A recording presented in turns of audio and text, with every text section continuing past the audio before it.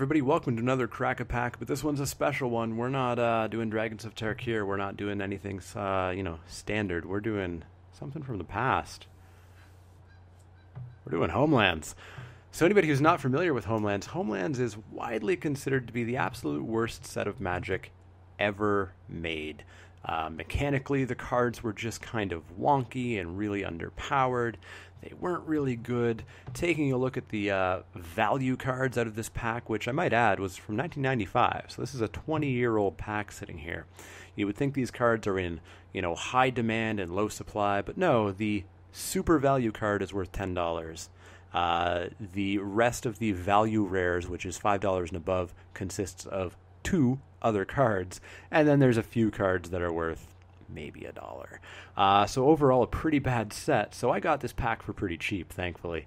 I don't know anything about the draft format. This was before Wizards actually even thought about drafting when they built their sets. They just threw a bunch of cards into packs. They knew people drafted, but they didn't really care. They didn't really, build draft mechanics or things like that. But we're going to crack this 20-year-old pack, and we're going to see what Magic looked like a couple decades ago.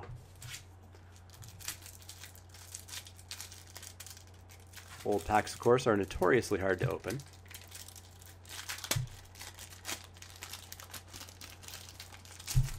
But with some struggling, we've done it. And let's take a look at these cards. Up first, we have Willow Fairy. This is a 1 and a green, 1/2 flyer. So back then, green had flyers, lots of them. Fairies were in green instead of in blue, which of course is the flying color nowadays. Knowing nothing about this format, a 1/2 flyer seems okay. If this was modern day, I would love a 1/2 flyer in green, but who knows what's going on in this old pack. Maybe that's first pickable, maybe not.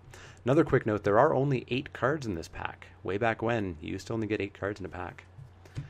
Next up, we have Sengir Bats. This is a 1 black summon bats. There was an edition where Wizards went through and they changed all of this summon fairy and summon bats to the grand type overhaul or whatever it was called, where now this would be creature bat.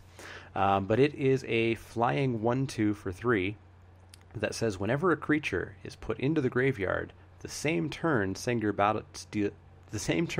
bats damaged it, put a +1/+1 counter on Sengir Bats. This would have, of course, been updated to say that whenever a creature damaged by Sengir Bats is put into a graveyard from play, put a +1/+1 counter on it. So this is the Sengir ability, originally done with Sengir Vampire, and done with Sengir Bats and Baron Sengir and etc., which is when they kill something, you get a +1/+1 counter. The problem with this, of course, is Sengir Bats isn't really going to be killing anything as a 1/2. It's going to need to be bigger already to actually get through, or you're going to need to be damaging it and then killing it off with some other things. Maybe those effects exist, but I kind of doubt it. This seems like a fairly weak card to me, so I don't think I'd pick it. Next up, we have Anabra Bodyguard. This is a 3 and a red, 2/3 Bodyguard, probably a Minotaur now, with first strike. So a 2/3 first strike for 4. Seems bad now, but back in the day that was actually fairly okay. I would be kind of happy with a 2/3 first striker, to be honest, in what I'm imagining this format to be. Will I first pick it? Who knows? But let's keep going. Next up, we have Samite Alchemist. This is a 3 and a white. Alchemist, probably a human wizard now, that has, it's an O2, I should add. It has white tap, prevent up to 4 damage to a creature you control. Tap that creature. The creature does not on-tap during your on-tap step. During your next on-tap phase. So you can pay 2 and a white and tap this guy to stop 4 damage to a creature you control and freeze it for an entire turn. Does not seem the best to me at all. It seems like it would be okay to prevent some burn, preferably on your turn, so you're not freezing your creature for an entire another turn. But ultimately just doesn't seem all that good. I don't think I'd want to be taking this or playing this, really, especially for 4 mana. Next up, we have Headstone. Headstone is a 1 and a black instant that says, remove from the game target card in any graveyard. Draw a card at the beginning of the next turn's upkeep. So for 2 mana, you can get a card out of a graveyard. You can exile it, and then you get to eventually replace this card. It cantrips. I don't know if there were many graveyard mechanics in Homelands, so I don't foresee this card actually being worthwhile, so I think it just seems kind of bad. But then again, that is the theme. That is one of the mechanics of Homelands, is just bad cards. Next up, we have Feast of the Unicorn. I actually remember this card and this art from my childhood, back when I used to start playing Magic. 3 and a black for enchant creature, so an aura. Target creature gets +0/+4. So +4. Sorry, I read that backwards. +4/+0. So +4/+0 to whatever creature you want for 4 mana. I don't know if the removal was all that awesome back in this set.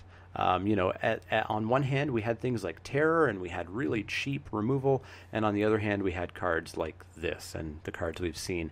So I would be tempted, if I was walking blind into a Homelands draft, to consider this card, because +4/+0 on something like Anaba Bodyguard doesn't seem all that bad.